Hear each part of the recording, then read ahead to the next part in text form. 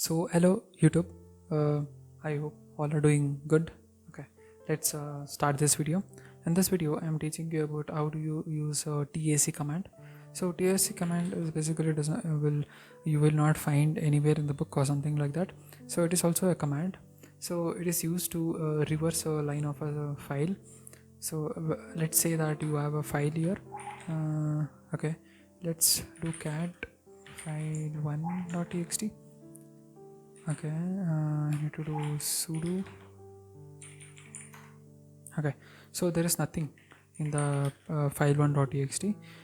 We will go inside file1.txt nano and file1.txt. Then okay, read only. Yeah. Okay, let's come back. In the last video I modified everything.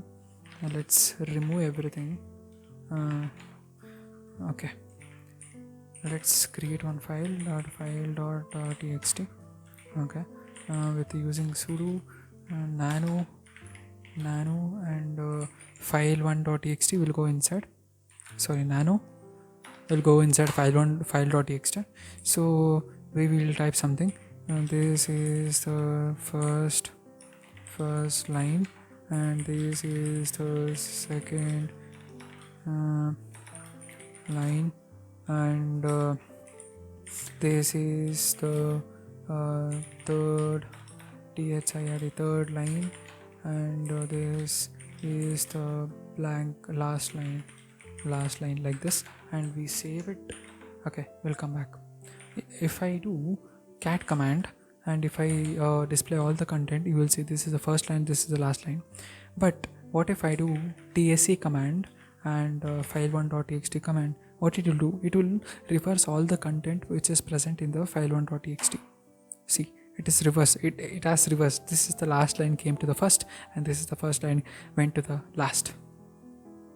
Okay, let's say that you need to separate every lines by like some dilemmas or something like that. For that you need to use -s, then specify something. Let me say it out. Double.